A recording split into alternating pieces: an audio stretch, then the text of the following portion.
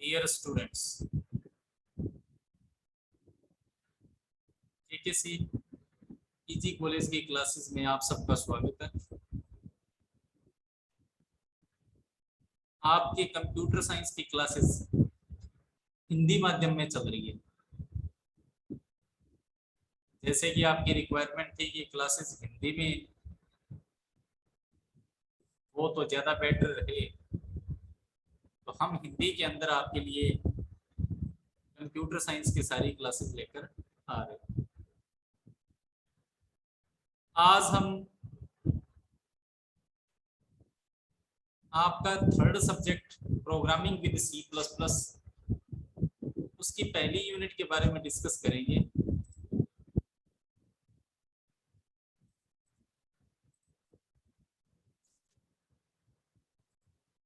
Programming with C plus plus. सबसे पहले तो हम बात करेंगे कि सी प्लस प्लस है क्या। सी प्लस प्लस एक भाषा है, लैंग्वेज है। किस काम आती है? प्रोग्राम बनाने के काम में आते हैं। प्रोग्राम किस काम आते हैं? प्रोग्रामों से मिलकर के क्या बनता है? सॉफ्टवेयर बनता है। तो इसका मतलब सी प्लस प्लस एक ऐसी भाषा है, एक ऐसी लैंग्वेज है या एक ऐसी प्रोग्रामिंग लैंग्वेज है जिसका यूज हम सॉफ्टवेयर बनाने के लिए करते हैं। सी प्लस प्लस लैंग्वेज ठीक उसी तरीके से लैंग्वेज है जैसे हम हिंदी, इंग्लिश, ये जो लैंग्वेजेस है ना, ह्यूमन लैंग्वेज, वैसे ही सी प्लस प्लस भी क्या है? एक कंप्यूटर लैंग्वेज है।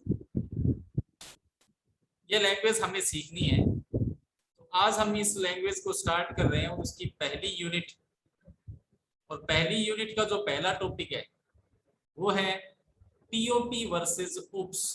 पीओपी का मतलब है प्रोसीजरल ओरिएंटेड प्रोग्रामिंग, और उप्स का मतलब है ऑब्जेक्ट ओरिएंटेड प्रोग्रामिंग, और ये जो लास्ट में एस है इसका मतलब है सिस्टम। इसका मतलब ये जो दो है ना, ये आप ये कह सकते हो कि दो टेक्निक है, दो प्रोग्रामिंग टेक्निक है। एक का नाम है पीओपी और दूसरे का नाम है उप्स। तो आपके सिलेबस के अंदर सबसे पहला यही टॉपिक दिया हुआ है कि procedural oriented programming and object oriented programming में डिफरेंस है। इसमें होगी इधर। What is the difference between procedural oriented programming and object oriented programming? दोनों ही क्या है? प्रोग्रामिंग टेक्निक है। दोनों ही टेक्निक के अपने रूल्स है। जो भी लैंग्वेज, जो भी कंप्यूटर लैंग्वेज इन दोनों में से किसी भी प्रोग्रामिंग टेक्निक के रूल्स को फॉलो करती है, तो उस लैंग्वेज को या तो प्रोसीजरल ओरिएंटेड प्रोग्रामिंग लैंग्वेज कह देते हैं या ऑब्जेक्ट ओरिएंटेड प्रोग्रामिंग लैंग्वेज कह देते हैं। तो हमें यहाँ पर इन दोनों के बीच में डिफरेंस को समझना पड़ेगा कि दोनों टेक्निक के अंदर क्या क्या डिफरेंस है। तो आइए हम स्टार्ट करते हैं कि what is the difference between procedural oriented programming and object oriented programming. यहाँ पर हमने कुछ इंपॉर्टेंट डिफरेंस नोट आउट कर रखे हैं, उनका हम डिस्कशन करेंगे। एक मिनट।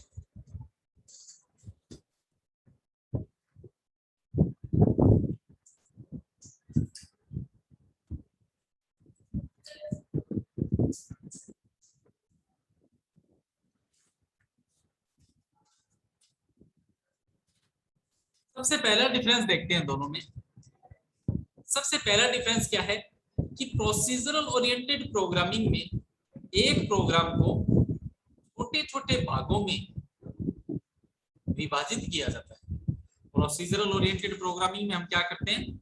छोटे छोटे पार्ट्स बनाते हैं, छोटे छोटे भाग बनाते हैं, या ये कह सकते हैं कि प्रोसीजरल ओरिएंटेड प्रोग्रामिंग में हम प्रोग्राम को किसमें कन्वर्ट तोड़ते हैं? छोटे छोटे भागों में तोड़ते हैं, और उन छोटे छोटे भागों को क्या कहते हैं? फंक्शन कहते हैं। कुल मिलाकर के हम ये कह सकते हैं, पहला डिफरेंस क्या है कि प्रोसीजरल ओरिएंटेड प्रोग्रामिंग में एक प्रोग्राम को छोटे छोटे फंक्शनों में विभाजित किया जाता है। दूसरी तरफ ये तो होगी प्रोसीजरल ओरिएंटेड प्रोग्रामिंग की बात कि भी प्रोसीजरल ओरिएंटेड प्रोग्रामिंग में हम प्रोग्राम को किसमें तोड़ते हैं? इसमें तोड़ते हैं भाई, छोटे छोटे फंक्शनों में तोड़ते हैं। किसमें तोड़ते हैं? आवाज आ रही है मेरी? जी सर, छोटे छोटे फ्रैक्शनल में सर। फंक्शनों में, फंक्शन फंक्शन, ठीक है। जी सर। प्रोसीजरल जी सर। ओरिएंटेड प्रोग्रामिंग में हम प्रोग्राम को छोटे छोटे फंक्शनों में विभाजित करते हैं, जबकि जी सर। दूसरी जो टेक्निक है ऑब्जेक्ट ओरिएंटेड प्रोग्रामिंग, जिसको हम उप कह रहे हैं, उसमें प्रोग्राम को किस में विभाजित किया जाता है? ऑब्जेक्टों में विभाजित किया जाता है। तो कुल मिलाकर के हमारे पहला अंतर क्लियर हो जाना चाहिए कि प्रोसीजरल ओरिएंटेड प्रोग्रामिंग, जिसको हम पीओपी कहते हैं, पीओपी में प्रोग्राम को छोटे छोटे फंक्शनों में विभाजित किया जाता है, जबकि उप्स के अंदर प्रोग्राम को किसमें विभाजित किया जाता है? ऑब्जेक्ट में विभाजित किया जाता है। पहला डिफरेंस क्लियर है? पहला डिफरेंस यस सर। पीओपी में किसे विभाजित किया जाता है? प्रोग्राम को फंक्शन में, और उप्स में ऑब्जेक्ट में विभाजित किया जाता है। अब हम चलते हैं दूसरे डिफरेंस की तरफ कि पीओपी जो है वह टॉप डाउन अप्रोच का प्रयोग करता है, जबकि उप्स जो है वह बॉटम अप अप्रोच का प्रयोग करता है। इसका मतलब क्या हुआ? इसका मतलब ये हुआ कि जो प्रोसीजरल ओरिएंटेड प्रोग्रामिंग है उसमें हम प्रॉब्लम को ऊपर से नीचे की तरफ सॉल्व करते हैं। अगर आपको कोई प्रॉब्लम दी हुई है, आपको कोई प्रॉब्लम दी हुई है और आप उसका समाधान पीओपी का यूज करते हुए करना चाह रहे हैं, तो आप प्रॉब्लम को कहां से स्टार्ट करोगे? ऊपर से लेकर के नीचे चलोगे, ऊपर से नीचे की तरफ चलोगे, ठीक है। तो प्रोसीजरल ओरिएंटेड प्रोग्रामिंग में को हम क्या कहते हैं? Top down. टॉप का मतलब ऊपर और डाउन का मतलब नीचे। प्रोसीजरल ओरिएंटेड प्रोग्रामिंग को हम ऊपर से नीचे विधि या अप्रोच कहते हैं, या टॉप डाउन अप्रोच कहते हैं, जबकि ऑब्जेक्ट ओरिएंटेड प्रोग्रामिंग में इसका उल्टा होता है। इसे बॉटम, बॉटम का मतलब नीचे और अप का मतलब ऊपर।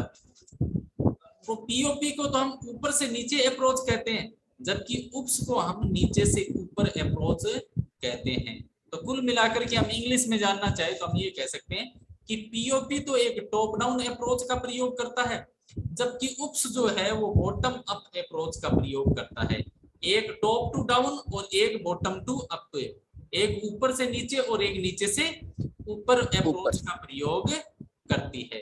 तो ये दो डिफरेंस हो गए। पहला डिफरेंस तो ये था कि पीओपी में प्रोग्राम को फंक्शनों में विभाजित किया जाता है, जबकि उप्स में ऑब्जेक्टों में विभाजित किया जाता है। दूसरा डिफरेंस ये है कि पीओपी जो है वो टॉप डाउन अप्रोच है, जबकि उप्स जो है वो बॉटम अप अप्रोच है। अब हम चलते हैं तीसरे पॉइंट की तरफ, तीसरे अंतर की तरफ चलते हैं। तीसरा अंतर, पीओपी में डेटा हाइडिंग नहीं है, अर्थात हम इसमें डेटा को ठीक ढंग से छुपा नहीं पाते, इसलिए यह कम सुरक्षित है। इस बात को, इस पॉइंट को और इस लाइन को समझना पड़ेगा हमें कि पीओपी में डेटा हाइडिंग नहीं है। अब ये डेटा हाइडिंग होता क्या है? डेटा हाइडिंग का मतलब सिंपल सी बात ये है, एक यहां पर लिखा हुआ है कि पीओपी में डेटा हाइडिंग नहीं है। डेटा हाइडिंग का मतलब है कि एग्जांपल के तौर पर मैं आपको एक एग्जांपल देता हूं कि आप फेसबुक यूज करते हो, ठीक है। आप फेसबुक यूज करते हो तो फेसबुक में पहले आपको क्या करना पड़ता है? अकाउंट क्रिएट करना पड़ता है। फेसबुक में आपने अकाउंट क्रिएट कर लिया। अब फेसबुक में अकाउंट क्रिएट करने के बाद में आपने जो डेटा यूज किया है, आपने जो डेटा यूज किया, आपने अपना नाम, अपना ईमेल आईडी, अपना पासवर्ड, ये सारी चीजें मान लो आपने वहां पर सेट की है, और फिर आप जब भी कभी फेसबुक को यूज करते हो तो आप क्या करते हो? अपना यूजर आईडी और पासवर्ड डालते हो या नहीं डालते? जी सर, डालते हैं सर। बाबूलाल, डालते हैं या नहीं डालते? फेसबुक यूज करते हैं तब यूजर आईडी और पासवर्ड की रिक्वायरमेंट पड़ती है या नहीं पड़ती? जी सर, पड़ती है ना। हाँ, तो अब देखो, अपने को यूजर आईडी भी चाहिए और अपने को क्या चाहिए? पासवर्ड भी चाहिए। दोनों चीजें चाहिए। अब ठीक है, एक बात तो ये हो गई। अब आपने जो यूजर आईडी और पासवर्ड यूज किया है, जब तक आप नहीं किसी को बताएंगे, किसी को पता चलेगा क्या? नहीं सर। नहीं चलता ना। अगर आप किसी को अपनी यूजर आईडी और पासवर्ड नहीं बताएंगे तब तक किसी को पता नहीं चलता नहीं। है। ठीक है। इसी तरीके से सपोज करो कि एटीएम है। एटीएम में जब भी आप जाते हो, आप एटीएम मशीन में जाते होंगे, आप अपना कार्ड इंसर्ट करते हो, आपसे यस वो सर। क्या मांगता है? पासवर्ड मांगता है। आप अपना यस पिन सर। कोड डालते हो, पिन कोड डाल दिया, आपने अपना पैसा निकाल लिया। अच्छा, आप जब कार्ड इंसर्ट करते हो तो अपना ही अकाउंट देख पाते हो या अपने पड़ोसियों का भी अकाउंट देख लेते हो? अपना ही देखते हैं सर। अपना ही देख पाते हो ना। ऐसा तो यस नहीं सर। है कि आपने अपना कार्ड इंसर्ट किया और अभी आपसे जस्ट पहले जो कोई आया था उसने 50,000 रुपए, लाख रुपए निकाले, आपने कहा कि भाई मुझे तो उसकी अकाउंट डिटेल बताओ, मैं तो उसके अकाउंट से पैसा निकालना चाहता हूँ। ऐसा होता है क्या? नहीं नहीं होता ना। सर। अगर ऐसा होता तो एटीएम को कोई भी यूज नहीं करता कि भाई वहां पर तो जाएंगे, वहां पर तो अपना डेटा क्या हो जाता है? लीक हो जाता है। अपनी तो प्राइवेसी क्या हो जाती है? लीक हो जाती है। तो मेरे कहने का मतलब यहाँ पर ये है, ये तीसरा पॉइंट जो है वो यही बता रहा है कि जी सर। मैंने अभी आपको बताया कि प्रोसीजरल ओरिएंटेड प्रोग्रामिंग और ऑब्जेक्ट ओरिएंटेड प्रोग्रामिंग दो टेक्निक है जिनको शॉर्टकट में पीओपी और उप कहते हैं। ये कह रहा है कि इन दोनों ही टेक्निक का यूज सॉफ्टवेयर बनाने के लिए किया जाता है। अगर आप पीओपी टेक्निक का यूज करके सॉफ्टवेयर बनाते हो तो इसमें डेटा को छिपाने की सुविधा नहीं है। कस्टमर का डेटा छिपाने की सुविधा नहीं है। जैसे कि मैंने यहाँ पर ये लिखा कि पीओपी में डेटा हाइडिंग नहीं है, अर्थात हम इसमें डेटा को ठीक ढंग से छिपा नहीं पाते, इसलिए यह कम सुरक्षित है। इसका मतलब ये हो गया कि सपोज करो कि पीओपी टेक्निक का यूज करके कोई ऑनलाइन ट्रांजैक्शन की वेबसाइट बनी हुई है या ऑनलाइन रिचार्ज करने की, बिल पेमेंट की कोई वेबसाइट बनी हुई है, लेकिन उस वेबसाइट को जो बनाया गया वो पीओपी टेक्निक का यूज करके बनाया गया। और पीओपी में कमी क्या है कि वो आपके डेटा को छिपा नहीं सकती, आपके डेटा को हाइड करके नहीं रख सकती। इसका मतलब अगर किसी वेबसाइट को पीओपी का यूज करके बनाया गया है और डेटा कस्टमर का ओपन पड़ा रहेगा तो कोई भी हैकर आसानी से उस डेटा को हैक कर लेगा और उसका मनमाने तरीके से यूज कर लेगा। इसीलिए ये टेक्निक डेटा को सुरक्षित रखने के मामले में सिक्योर नहीं है। नहीं है। जबकि उप्स क्या कहता है, ये टेक्निक क्या कहते हैं, जबकि उप में डेटा हाइडिंग है, अर्थात हम अपने डेटा को आसानी से छुपा सकते हैं, इसलिए यह ज्यादा सुरक्षित है। कुल मिलाकर के आपको तीसरे पॉइंट में ये ध्यान रखना है कि प्रोसीजरल ओरिएंटेड प्रोग्रामिंग में डेटा सिक्योर नहीं है, जबकि ऑब्जेक्ट ओरिएंटेड प्रोग्रामिंग में डेटा क्या है? सिक्योर है। सुरक्षित है। तीसरा पॉइंट क्लियर है? Yes sir. ठीक है। क्योंकि पीओपी में डेटा को हाइड नहीं किया जा सकता, छिपाया नहीं जा सकता, जबकि उप्स में हम डेटा को छिपा सकते हैं। एक बात तो हुई, ये 3 पॉइंट हो गए। तो 3 पॉइंट मैंने कौन कौन से बताए हैं कि पीओपी में प्रोग्राम को छोटे छोटे फंक्शनों में विभाजित किया जाता है, उप्स में ऑब्जेक्ट में विभाजित किया जाता है। दूसरा पॉइंट, पीओपी को टॉप डाउन अप्रोच कहते हैं जबकि उप्स को बॉटम अप अप्रोच कहते हैं। तीसरा पॉइंट मैंने बताया कि पीओपी में डेटा सुरक्षित नहीं है जबकि उप्स में आपका डेटा सुरक्षित रहता है। चौथा पॉइंट, पीओपी में एक्सेस स्पेसिफायर नहीं होते जबकि उप्स में एक्सेस स्पेसिफायर जैसे पब्लिक, प्राइवेट आदि होते हैं। अब ये एक्सेस स्पेसिफायर क्या है? एक्सेस स्पेसिफायर का मतलब एक होता है ना कि हमारे पास जो है ये चमत्कारी चीजें हैं। पीओपी जो टेक्निक है ना उसके पास कुछ मैजिक वर्ड होते हैं। हर लैंग्वेज के अंदर क्या होते हैं? कुछ कीवर्ड होते हैं जिनको मैजिक वर्ड कहते हैं। जैसे होता है ना, कोई तांत्रिक बोलता है, कोई वर्ड बोलता है कि भाई हाँ ये काम हो जाए, कोई मंत्र उच्चारण करता है, ठीक उसी तरीके से इन दोनों ही टेक्निक के अंदर क्या है? कुछ कीवर्ड्स है। ठीक है। अच्छा, ये कीवर्ड्स किस काम आते हैं कि किस आदमी को कौन सा डेटा दिखाना है और कौन सा डेटा नहीं दिखाना। मतलब जब कोई सॉफ्टवेयर बनाता है ना तो वो जब सॉफ्टवेयर बनाता है तो वो कई परमिशन लगाता है कि भाई ये डेटा तो ये लोग देख सकते हैं, ये डेटा ये लोग नहीं देख सकते। आप जैसे देखते होंगे, अगर आप YouTube पर भी कई चीजें देखोगे या मान लो जैसे कोई आपको ऑनलाइन क्लास लेनी है तो कुछ क्लासें तो ऐसी है जो पेड होती है, जिनको आप नहीं देख सकते। इसका मतलब उस पर परमिशन लगी हुई है, उस पर कोई ना कोई कीवर्ड यूज किया है, प्राइवेट कीवर्ड, कि भाई जब तक आप पेमेंट नहीं करोगे, पेड नहीं करोगे, आप उन क्लासों को नहीं देख पाओगे। और कुछ क्लासें फ्री होती है, इसका मतलब उनको उन्होंने क्या कर रखा है, पब्लिक कर रखा है। तो मेरे कहने का मतलब है कि कौन सा डेटा दिखाना है और कौन सा छिपाना है। तो आप डेटा पर भी क्या लगा सकते हो, परमिशन लगा सकते हो। तो परमिशन लगाने के लिए हमें कुछ एक्सेस स्पेसिफायर, कुछ कीवर्ड की जरूरत पड़ती है, जो पीओपी में नहीं होते। पीओपी में एक्सेस स्पेसिफायर नहीं होते, इसका मतलब हम डेटा पर किसी प्रकार की कोई परमिशन नहीं लगा सकते। जबकि उप्स में एक्सेस स्पेसिफायर होते हैं, अर्थात आप पब्लिक प्राइवेट, ये मैं कुछ कीवर्ड बता रहा हूं, ये सारे कीवर्ड जो है वो उप्स के अंदर होते हैं। इसका मतलब आप उप्स के अंदर हर तरीके की परमिशन लगा सकते हो डेटा की। जिस डेटा को चाहो दिखा सकते हो, जिस डेटा को चाहो आप प्राइवेट कर सकते हो। ये बात क्लियर है? Yes sir.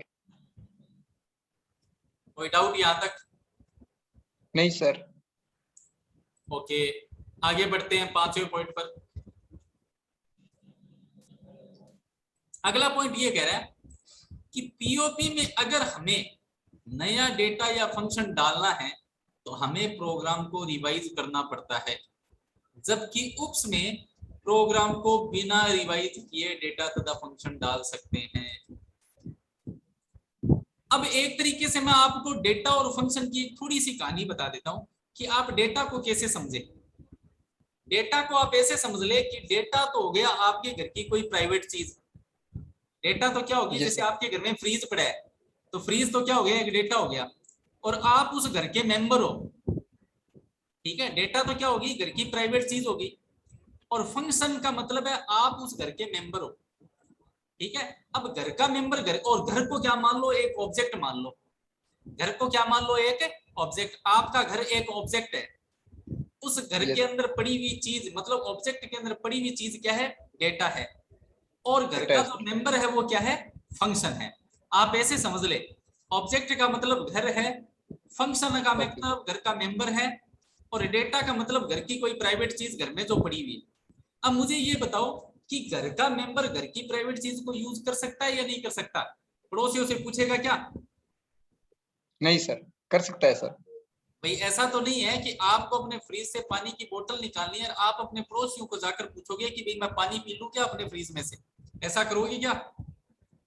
नहीं सर, उसके पास खुद के पास परमिशन है सर। परमिशन है ना, क्योंकि वो घर का मेंबर है। घर का मेंबर घर की प्राइवेट चीज को यूज कर सकता है। अगर आप उसी चीज को बाहर रख देते, तो फ्रिज को अगर बाहर रख देते, तो पब्लिक बना देते, तो क्या होता? परमिशन लेनी पड़ेगी सर। अगर आपने फ्रीज को, अगर आप अपने घर के बाहर रख दोगे और उसमें फ्रूट वगैरह सब डालकर रख दोगे, और फिर अगले दिन चेक करोगे कि लो भाई अब हम खा लेते हैं, तो मिलेगा क्या कुछ? नहीं सर। तो मैं ये सारी चीजें क्यों बता रहा हूँ, ये आपको समझाने का प्रयास कर रहा हूं मैं, कि अभी आगे ये चीज आएगी, इसलिए मैंने पहले बता दी। कुल मिलाकर के मैं क्या कहना चाहता हूँ कि पीओपी और उप्स दोनों ही क्या है, प्रोग्रामिंग टेक्निक है। मतलब इन टेक्निक का यूज करके हम सॉफ्टवेयर बनाते हैं। इन टेक्निक का यस यूज सर। करके हम क्या बनाते हैं, दोनों ही टेक्निक का उपयोग सॉफ्टवेयर बनाने के लिए किया जाता है।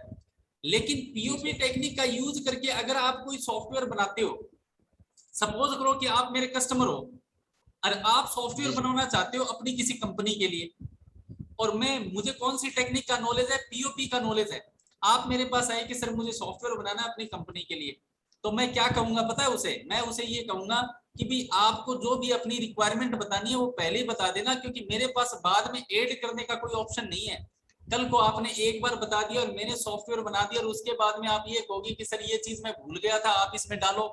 क्योंकि पीओपी के अंदर एडिटिंग का कोई ऑप्शन नहीं है। पीओपी के अंदर एक बार कोई चीज बना दी ना, सो बना दी, अब उसमें कोई नई चीज नहीं डाल सकते। अगर नई चीज डालनी होगी तो सॉफ्टवेयर को मुझे स्टार्टिंग से फिर से बनाना पड़ेगा। जबकि उप्स में ऐसा नहीं है। उप्स ये कहता है कि आपको जब भी कोई एडिटिंग करवानी हो, आप कभी भी किसी भी समय आ सकते हो। ये मेरी बात समझ में आई क्या? जी सर। छठा ऑप्शन, पीओपी में बड़े आकार के प्रोग्रामों को हैंडल करना थोड़ा मुश्किल होता है, जबकि उप्स में आसानी से बड़े प्रोग्रामों को हैंडल किया जा सकता है। प्रोग्रामों सर। और हाँ सर एक क्वेश्चन है सर, जैसे इसमें पॉइंट है सर 5 में ही अभी जो आपने पीछे बताया, उसमें एंड्रॉइड और ओएस होता है सर, ये इसी का उदाहरण है सर। एंड्रॉइड और ओएस सर, ऑपरेटिंग सिस्टम। देखो एंड्रॉइड जो है वो तो ऑपरेटिंग सिस्टम का नाम है, समझ में आया क्या? जैसे ये विंडो ऑपरेटिंग सिस्टम है, ठीक है, जैसे आप देखोगे window operating system, Android operating system, ये सब क्या है? ऑपरेटिंग सिस्टम के नाम है। और एक्चुअल में ऑपरेटिंग सिस्टम क्या होता है भाई? ऑपरेटिंग सिस्टम एक्चुअल में होता क्या? ऑपरेटिंग सिस्टम सॉफ्टवेयर ही होता है। सॉफ्टवेयर की कई कैटेगरीज है, सॉफ्टवेयर की क्या है? कई कैटेगरी है। जैसे ऑपरेटिंग सिस्टम क्या है? एक सिस्टम सॉफ्टवेयर है। और सॉफ्टवेयर क्या होता है?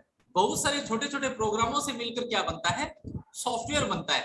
तो यहाँ पर हम पीओपी या उप्स का यूज करके क्या बनाते हैं? छोटे छोटे प्रोग्राम बनाते हैं और फिर उन प्रोग्रामों को कंबाइन करके क्या कर देते हैं? सॉफ्टवेयर बना लेते हैं, ठीक है। तो ये एंड्रॉइड ऑपरेटिंग सिस्टम, इसका मतलब ये भी क्या है? सॉफ्टवेयर है। विंडो ऑपरेटिंग सिस्टम ये भी क्या है? सॉफ्टवेयर है। समझ में आ गई बात? तो मेरे कहने का मतलब यहाँ पर क्या है? मेरे कहने का मतलब यहाँ पर यह है कि पीओपी के अंदर एक बार आपने सॉफ्टवेयर बना दिया तो अब आप उसमें कोई एडिट नहीं कर सकते। आप जैसे देखते होंगे कि आजकल सॉफ्टवेयर के नए नए वर्जन आते रहते हैं। अब नए नए वर्जन आते रहते हैं तो उनमें क्या होता है कि आपका सॉफ्टवेयर पड़ा है, अब उसमें कोई नई चीज ऐड करनी है तो हम उसमें ऐड कर देते हैं, जबकि पीओपी में ऐसा नहीं होता। इसका मतलब ये जो सॉफ्टवेयर जिनमें आप नए नए वर्जन डालते रहते हो, मतलब पहले वाला वर्जन आया, पुराना वर्जन, उसमें कोई नई चीज ऐड कर दी, फिर नया वर्जन आ गया, तो ये सारे किसमें बने हुए हैं? ये उप्स टेक्निक का यूज करके बनाए गए हैं सॉफ्टवेयर। क्योंकि पीओपी के अंदर एडिटिंग का ऑप्शन नहीं है। पीओपी टेक्निक का यूज करके आपने एक बार कोई सॉफ्टवेयर बना दिया तो आप उसमें एडिटिंग करने के लिए आपको फिर से स्टार्टिंग से लगना पड़ेगा, फिर से दोबारा से आपको क्या बनाना पड़ेगा? वो सॉफ्टवेयर बनाना पड़ेगा। ये बात समझ में आई मेरी? Yes sir. ओके, खुशबू आवाज आ रही है आपको? जी सर। Very good.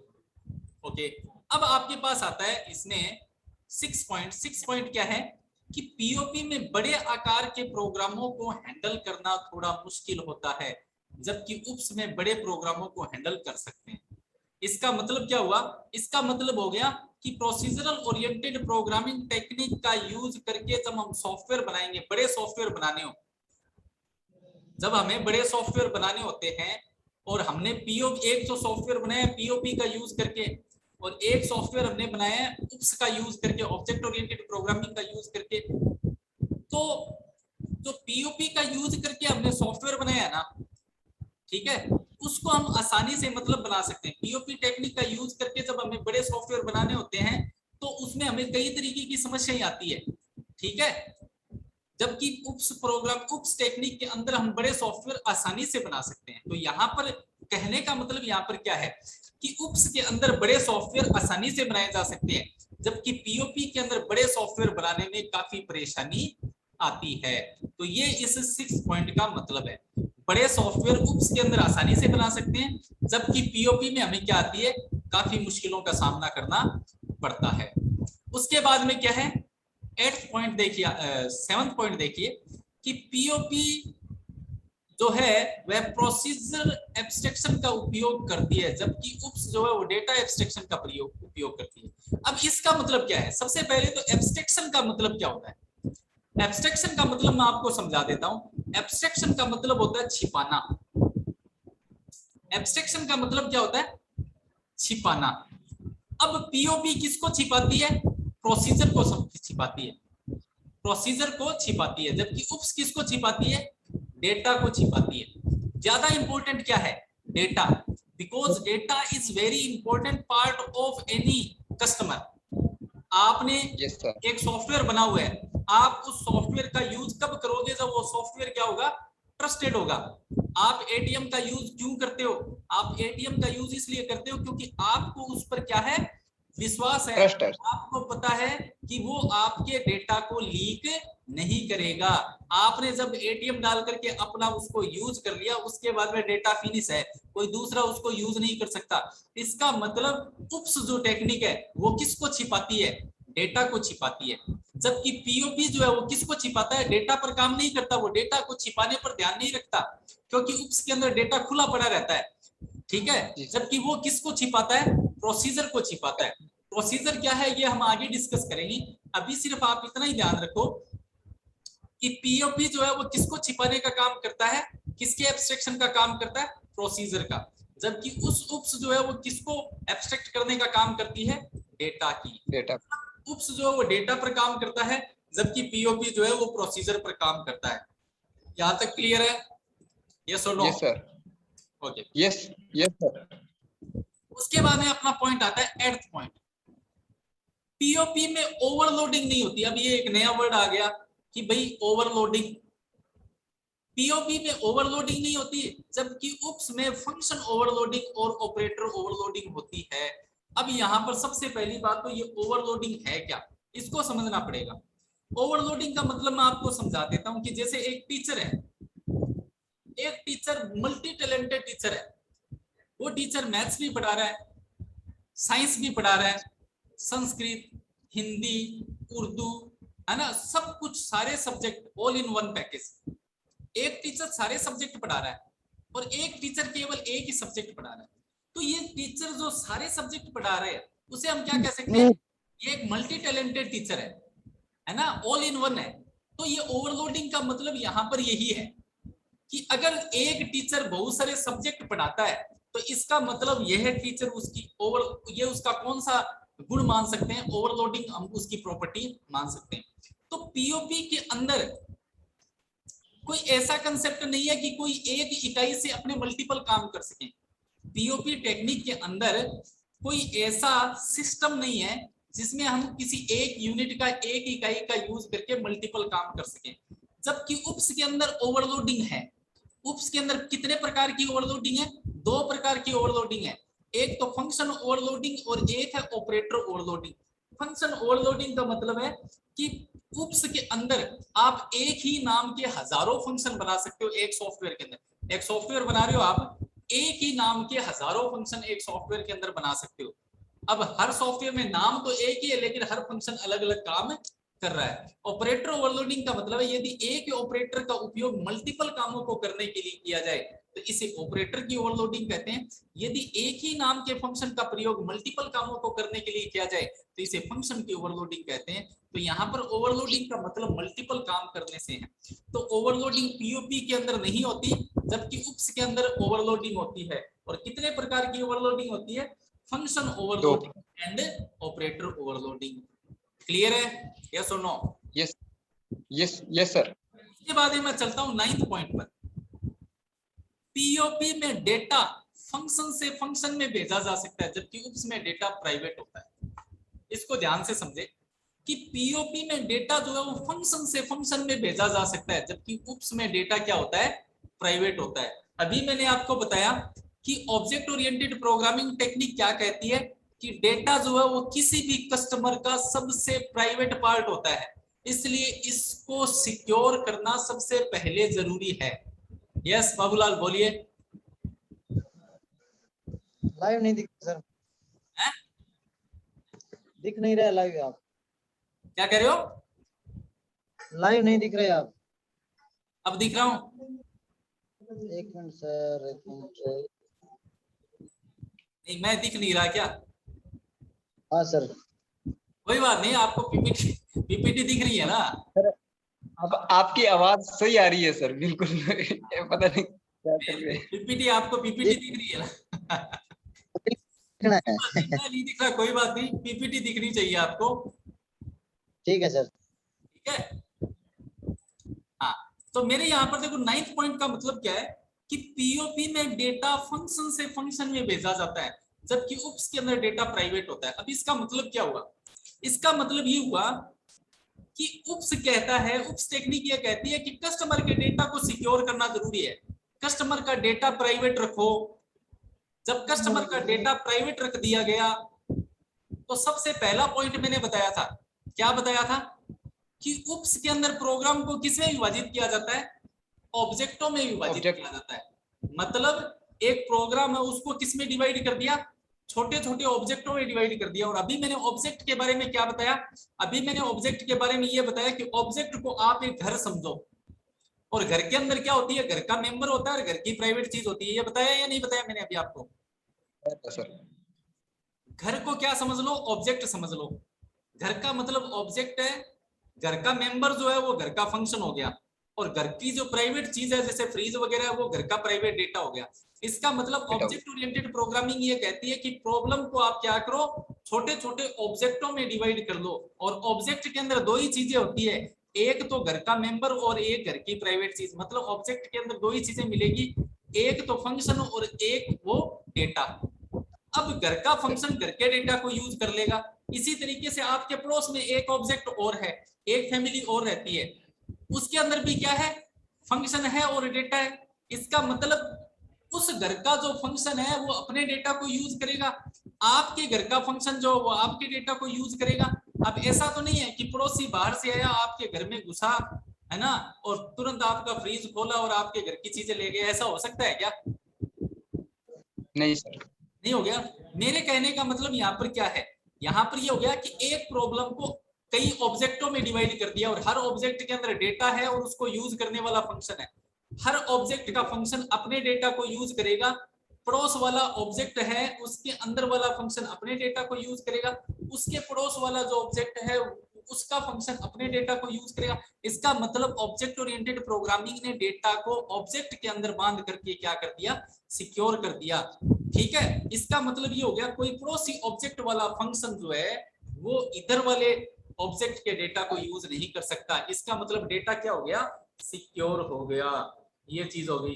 उसके बाद में 10वां पॉइंट क्या है, 10वां पॉइंट है कि पीओपी के अंदर इनहेरिटेंस की सुविधा नहीं होती, जबकि ऑब्जेक्ट ऑब्स के अंदर इनहेरिटेंस की सुविधा होती है। इनहेरिटेंस का मतलब होता है अनुवंशिकता। जैसे हम लोगों में अनुवंशिकता पाई जाती है, हमारे पेरेंट्स की प्रॉपर्टी, हमारे पेरेंट्स की प्रॉपर्टी जिस तरीके से हमारे अंदर आ जाती है ना, किसी का नाम होता है, क्या कह रहे हो, पीढ़ी दर चलने वाली प्रक्रिया सर। पीढ़ी दर पीढ़ी चलने वाली, उसे क्या बोलते हैं, अनुवंशिकता। इंग्लिश में उसको इनहेरिटेंस बोलते हैं। तो जिस तरीके से हमारे पेरेंट की प्रॉपर्टी हमारे अंदर आ जाती है, उसी तरीके से UPS ये कहता है कि UPS के अंदर इनहेरिटेंस होता है। ठीक है, कि भी एक नया प्रोग्राम बनाने में आप पुराने प्रोग्राम का डायरेक्ट यूज कर सकते हो। नया प्रोग्राम बनाने में पुराने प्रोग्राम का क्या किया जा सकता है, डायरेक्ट यूज किया जा सकता है। तो ये सुविधा जो है किसमें होती है, इस ऐसा करने से क्या होता है, ऐसा करने से जो नए प्रोग्राम है वो जल्दी बन जाएंगे, है ना। जब पुरानी चीज जो बनी बनाई है उसका आप डायरेक्ट नई चीज बनाने में जब यूज करोगे, आपको मेहनत कम करनी पड़ेगी, आपका सॉफ्टवेयर जल्दी डेवलप हो जाएगा। तो ये इनहेरिटेंस की सुविधा पीओपी टेक्निक के अंदर नहीं होती, जबकि किसके अंदर होती है, UPS के अंदर होती है। और लास्ट पॉइंट क्या है, पीओपी के उदाहरण क्या है, जैसे सी लैंग्वेज है, विजुअल बेसिक, फोर्ट्रान है और पास्कल है। जबकि ऑब्जेक्ट ओरिएंटेड प्रोग्रामिंग टेक्निक के उदाहरण कौन कौन से हैं, जावा लैंग्वेज हो गई, C++ हो गई, इसके अलावा .NET हो गई, और भी बहुत सारी लैंग्वेजेस है। इसका मतलब अगर आपको ये पूछ ले कि पीओपी के उदाहरण बताओ, तो C लैंग्वेज है, विजुअल बेसिक है, पास्कल है, ये सब किसके उदाहरण हैं, पीओपी टेक्निक के उदाहरण है। और ये C, विजुअल बेसिक, पास्कल क्या है, ये सब लैंग्वेज है। ठीक है, इसी तरीके से आपको ये कह दे UPS के उदाहरण बताओ, UPS टेक्निक के उदाहरण बताओ, तो इसमें कौन कौन सी लैंग्वेज आएगी, C++ आएगी, जावा आएगी, .NET आएगी। तो आपके सिलेबस में कौन सी लैंग्वेज है, C++ है। इसका मतलब C++ कौन सी लैंग्वेज है, ऑब्जेक्ट ओरिएंटेड प्रोग्रामिंग लैंग्वेज है C++। इसका मतलब आप कौन सी लैंग्वेज पढ़ रहे हो, आप ऐसी लैंग्वेज पढ़ने जा रहे हो जो आपके डेटा को क्या प्रदान करती है, सिक्योरिटी प्रदान करती है। आप एक ऐसी लैंग्वेज पढ़ने जा रहे हो जिसके अंदर इनहेरिटेंस भी होता है। आप ऐसी लैंग्वेज पढ़ने जा रहे हो जिससे आप ऐसे सॉफ्टवेयरों का निर्माण कर पाओगे जो कस्टमर के डेटा को क्या प्रदान करेगी, सिक्योरिटी प्रदान करेगी। आप एक ऐसी लैंग्वेज पढ़ने जा रहे हो जिसमें प्रॉब्लम को छोटे छोटे फंक्शनों में नहीं बल्कि किसमें डिवाइड किया जाता है, ऑब्जेक्टों में डिवाइड किया जाता है। ऑब्जेक्ट क्या है, एक तरीके से ऑब्जेक्ट एक घर की तरह होता है, एक इकाई होती है जिसके अंदर दो ही चीजें होती है, एक तो डेटा और एक उसको यूज करने वाला फंक्शन। ऑप्स ने क्या किया, प्रॉब्लम को छोटे छोटे ऑब्जेक्टों में डिवाइड करने से हर ऑब्जेक्ट का फंक्शन अपने ही डेटा को यूज करेगा, इससे डेटा क्या हो गया, सिक्योर हो गया। आगे टॉपिक अपना है ऑब्जेक्ट ओरिएंटेड पैराडिग्म, लेकिन आज अपने पास टाइम नहीं है, टाइम हो गया है। ठीक है, ये जो PDF है इसमें दो टॉपिक है, एक तो जो मैंने अभी आपको पढ़ाया है, एक तो ये टॉपिक है और दूसरा है ऑब्जेक्ट ओरिएंटेड पैराडिग्म। ठीक है, ये देखो मैंने यहाँ पर ये आप देख सकते हो, ये देखो डायग्राम बना हुआ है। ऑब्जेक्ट ए, ऑब्जेक्ट बी और ऑब्जेक्ट सी। आप देखो कि एक ऑब्जेक्ट का फंक्शन अपने डेटा को यूज करे, ऑब्जेक्ट बी का फंक्शन अपने डेटा को यूज कर रहा है, ठीक है। अब ऐसा नहीं है कि ऑब्जेक्ट बी का फंक्शन जो ऑब्जेक्ट ए के डेटा को यूज करेगा, लेकिन एक चीज ये है कि ऑब्जेक्टों के जो फंक्शन है वो आपस में बातचीत कर सकते हैं। जैसे एक पड़ोसी दूसरे पड़ोसी से बातचीत करता है या नहीं करता, इसी तरीके से एक घर का मेंबर दूसरे घर से बातचीत कर सकता है। तो मतलब ऑब्जेक्ट ओरिएंटेड पैराडिग्म के अंदर भी वही बातें मिलेगी जो मैंने अभी आपको बताई है, वही सारी चीजें इसमें मिल जाएगी। तो ये पीडीएफ जो है मैं आपको अभी आपके व्हाट्सएप ग्रुप में सेंड कर दूंगा, ठीक है। ये आपकी यूनिट के पहले 2 टॉपिक है। तो सब्जेक्ट का नाम क्या है? C++ programming. कल मैंने कौन सा सब्जेक्ट पढ़ाया था? Database system. उससे पहले परसों मैंने पीडीएफ कौन सी भेजी थी आपको? कंप्यूटर ऑर्गेनाइजेशन सब्जेक्ट की पहली यूनिट भेजी थी, ठीक है। आज मैं पढ़ा रहा हूं वो है आपकी C++ प्रोग्रामिंग वाला सब्जेक्ट है, जिसके मैंने 2 टॉपिक आपको बताए हैं। एक तो क्या है? Procedural oriented programming versus object oriented programming, और दूसरा टॉपिक कौन सा है? Object oriented paradigm. ये आपके दोनों सिलेबस में पहले 2 टॉपिक है यूनिट फर्स्ट के अंदर। एक चीज मैं आपको और बता देता हूं, आपके जो सिलेबस आएगा एग्जाम में वो 60% आएगा। 60% का मतलब है आपको 3-3 यूनिट करनी है। आप 5 यूनिट मिलेगी आपको हर सब्जेक्ट के अंदर, उसमें से कोई भी 3 यूनिट कर दोगे तो आपका 100% पेपर हो जाएगा। क्लियर है जी सर। आप लोग ज्यादा से ज्यादा जुड़ा करो, और आपकी ये जो क्लास है वो YouTube पर सेंड की जाती है, आपको लिंक भी भेजा जाता है, आप इसको शेयर भी किया करो। ऐसा नहीं है कि बस देख लिया, व्यू तो होते हैं ज्यादा और लाइक होते हैं कम, है ना। और जब वीडियो देखो और कोई प्रॉब्लम आए तो कमेंट भी किया करो, ठीक है। Okay okay sir. जी सर, थैंक यू सर।